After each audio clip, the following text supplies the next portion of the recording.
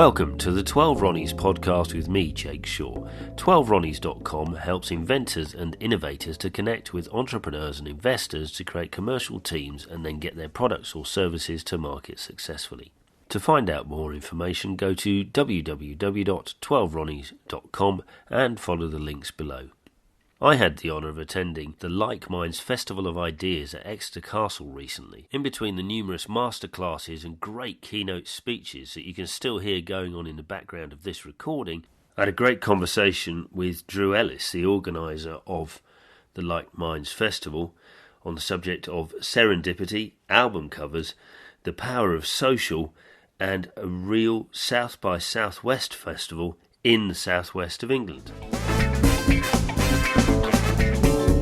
I'm here at the Likeminds Ideas Festival at the beautiful Exeter Castle, and I'm with the man himself from Eye to Eye, Drew Ellis, who has actually organised this fantastic festival of what can only be described as leading thinkers. The kind of people that you meet at this event, usually you'd have to go quite far to through a lot of gatekeepers to get to them in a lot of senses. But here, they're all here, they're within touching distance, and I've been honoured enough to interview a few of them today, so I thought the best thing to do was actually talk to Drew. So, Drew Ellis, thank you very much for the invitation. My pleasure. Good afternoon. So, just a little bit about your past, because you're one of these people who pops up in my hero list, but for quite odd reasons, because I didn't know when I first met you that you designed record covers, album Indeed, covers. yes. And so I suddenly went, God, I've got that one. Yes, in another life, as they say. And actually, it was funny. We had our speakers and sponsors dinner last night, and one of the speakers came up to me and said, "We've got this really weird connection." And I said, "Really?" He says, "Yeah. When I was 14." And I thought, where is this conversation going? And he said, I was so enamoured with Catherine Hamlet's T-shirts that I wrote to her and I asked her if she'd design a T-shirt for me, because I was very involved with a certain movement that I thought she would support. And she very kindly sent me one that was in pink velour lettering on a black T-shirt. And he said, I wore it until it fell to pieces. And I said, "What did it say?" And he told me, and I said, yeah, I think I designed that. So it's really funny to hear people that you've only met recently who you've actually sort of touched in the far distant past. But yeah, I mean, the record sleeve journey was great fun, and I was very, very fortunate. Chris Moss spoke today about luck, and I think it's very true. You know, a lot of people say you make your own luck. I got very ill with glandular fever, ended up in hospital. My father bought me a book on record sleeve design by a company called Hypnosis, and I absolutely fell in love with this book because Storm, who was one of the partners, wrote all these wonderful stories about how these album covers were made. Dark Side of the Moon, or for Pink Floyd, or Floating the Pig over Battersea Power Station. And I remember coming back to art college after the summer break, and my flatmate said, "You'll never guess what I've been doing during the summer break for sort of, a bit of cash." And I said, "No, what?" He said, "I've been working at Hypnosis." And I said, "Oh my God, this is incredible. I've just read the book. You know I'm a big fan. Can I meet them?" And he said, "Yeah, why don't you come in?" And I said, I'll write my thesis on record sleeve design. That's an excuse, by the way, just because I wanted to meet them. Met them, and 5 minutes later, they'd offered me a job. And I used to nick off art college and go and work for them part-time. And without that, that wouldn't have happened. Without that, I wouldn't have met Catherine Hamlet. Without that, I wouldn't have done the T-shirts. So there's this whole sliding doors part of your life that I'm absolutely fascinated with. We all take these decisions which in the moment seem quite trivial, but actually 10, 15, 20 years later, they've become something way bigger. So is that partially, I'm maybe connecting the wrong dots here, but is that how you came up with the idea for the Likeminds? It's absolutely how I came up with the idea of Likeminds, and it's not my idea. What happened was we moved to Devon about 15 years ago. I had been meaning to get on Twitter for a while. It was about 2008. And I was watching Stephen Fry documentary on the TV, And I seem to remember in the back of my brain that he was always going on and on about this thing called Twitter.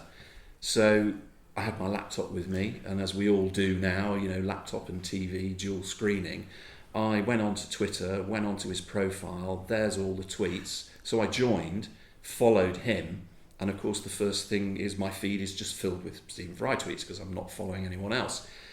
And I thought, what do I do now? I thought, well, Twitter's all about talking to people, so you send him a message. And he'd got a picture of I think the world's smallest frog on the tip of his finger. He was in the Amazon rainforest at the time.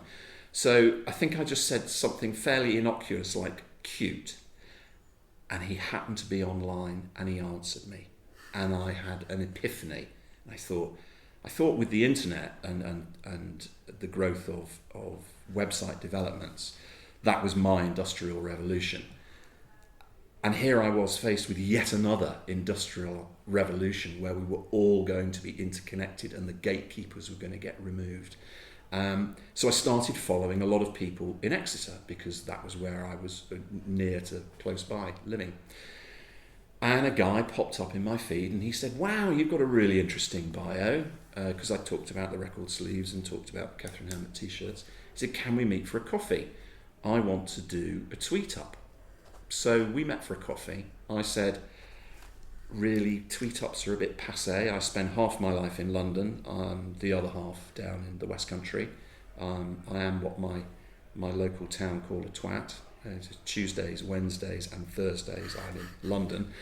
And so we met for a coffee and I said, look, tweet-ups are kind of dead in London now, and I know that Devon is perhaps a little bit, behind the times.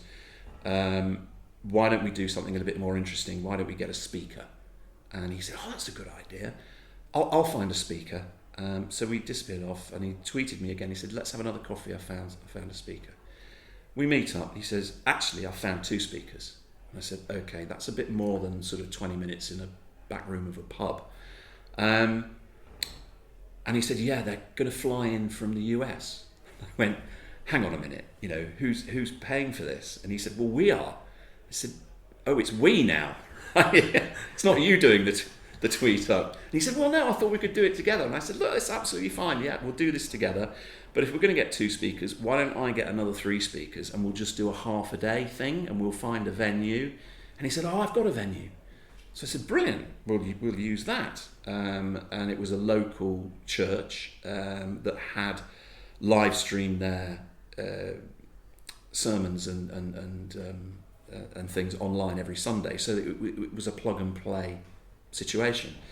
And I said, well, this is great, but we still need to pay for the flights and the hotels of the speakers that are coming from the US. And he said, yeah, we'll get sponsorship. So I said, fine. So we got 500 quid here and 250 quid there, and we cobbled it together, and it happened. And 200 people turned up. And I couldn't believe it. I mean, in London, you would think, yeah, that's fine. But in Exeter, in 2009, and all we wanted to do was talk about the impact of social media on the future of business and the future of our personal relationships. And so we made a profit. And I turned to him and said, I think this is a business. And he agreed. And so we did another one really quickly in 2010, February 2010, I think it was. February 2010. And now here we are, 10 years later. We've had 350 people come along today and listening to a kind of fairly eclectic mix of speakers. 14 keynotes, and we've run 32 masterclass sessions, ranging from how to work with PR to how to understand Facebook algorithms with advertising to all sorts of different topics. It's a bit overwhelming, if I'm honest. It is a bit overwhelming, and I had one attendee come up to me a couple of years ago, and I said, "You look a bit confused." He said, No. He said, I just haven't slept. And I said, that's because you were in the bar too late. He said, no, it's got nothing to do with that. I went to bed really early, but my mind was just whirring like a washing machine. He said, I'd been to this masterclass, I'd been to this keynote, I'd spoken to these guys, and there's so much information. It is quite hard to assimilate all of that, I think. There's a lot of energy, and I'm not saying this just to fluff it up. There is a lot of energy when you get here, and it's very accessible. This is my feeling about it.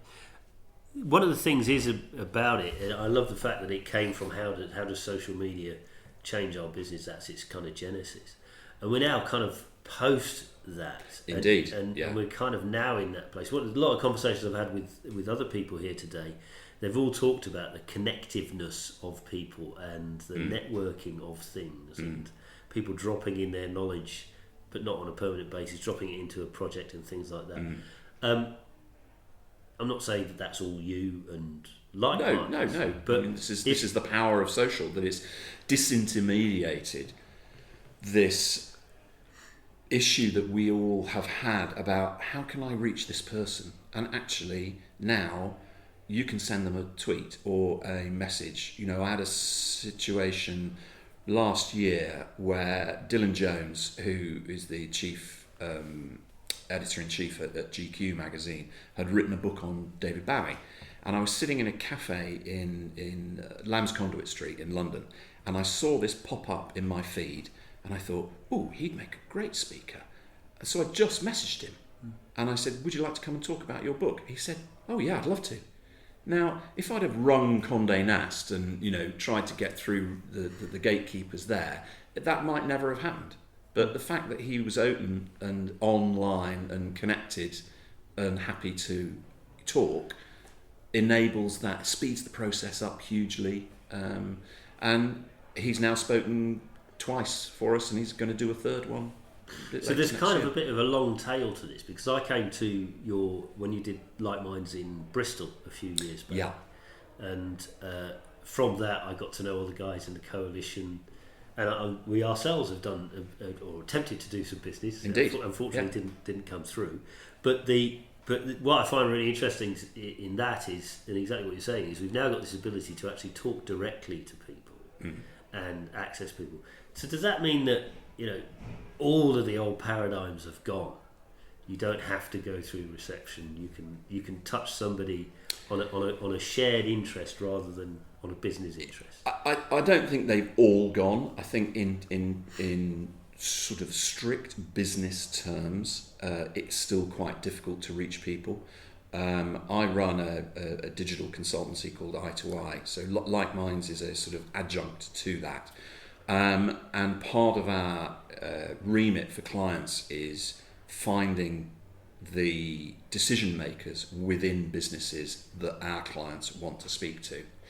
Now, if you try and do that via email, you're probably not going to get very far. You might get it answered by a PA who's instantly going to, show you the hand, as they say. Yeah.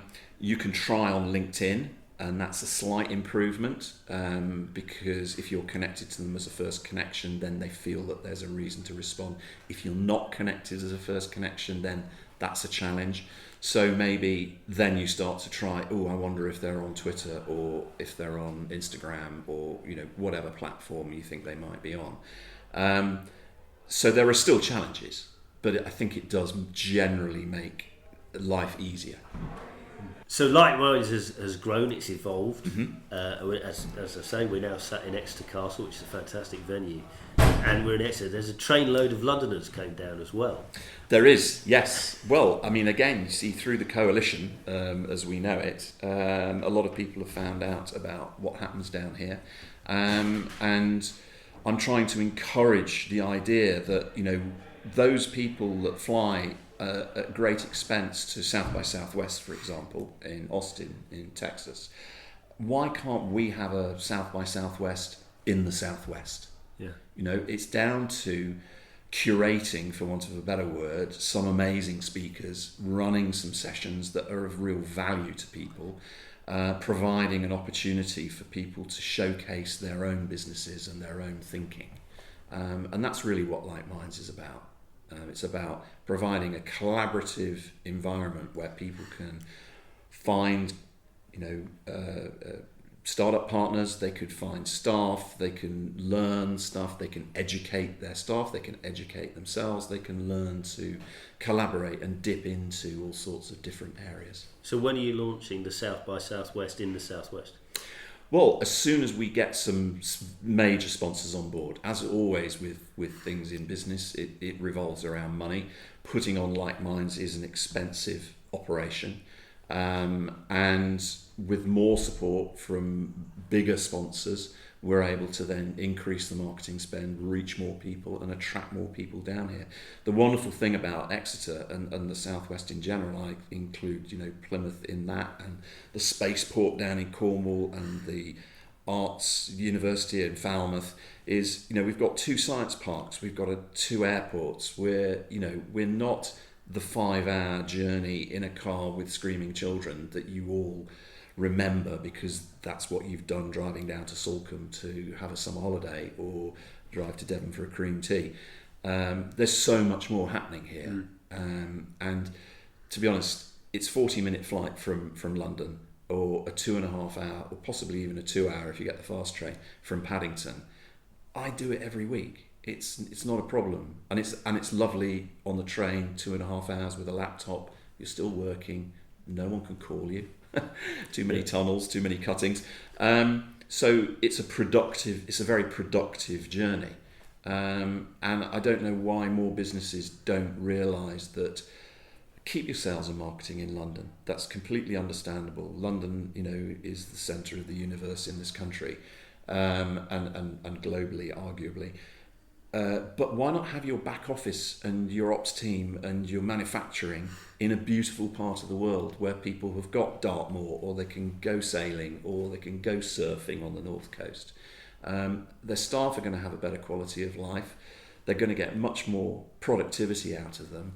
And it's a win-win. Well, I look forward to that event happening, and anybody out there who wants to sponsor South by Southwest in the Southwest, not in Austin, Texas. And I can actually say there's a couple of reasons why that should happen, is that actually the weather is better here than it is in Austin, because I've been to Austin and it gets too hot. Yeah. And there's more seafront here than there is in Austin, way Texas. more seafront than so there is in Austin. if you're looking for a forward-looking and cutting-edge, brilliant value and brilliant experience of creating a festival of ideas and making it bigger with film and music and all the rest of it, if you're a sponsor, get in touch with Drew Ellis at i2i.com. Fantastic. Thank you very much, Jake. Thank you, Drew. Thank you for listening. Please sign up to 12ronnies.com and subscribe to our groups and YouTube channel so you never miss a podcast from 12ronnies.com.